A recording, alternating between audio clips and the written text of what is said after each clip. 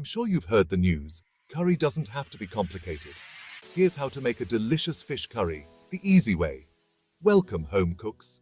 Today, we're diving into a simple and scrumptious fish curry recipe, perfect for beginners. First, marinate 500 grams of firm white fish with turmeric, salt, and lemon juice. Let it sit for 15 minutes.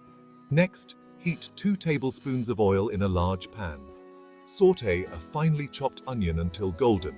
Add minced garlic, ginger, and a few green chilies.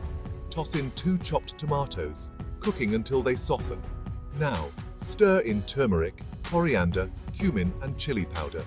Let the magic happen as the spices blend. Pour in a cup of coconut milk and a cup of water. Bring it to a gentle simmer. Gently place the fish in the curry, cooking for 6 to 8 minutes. Finish with a sprinkle of garam masala and a squeeze of lemon juice. Garnish with fresh coriander.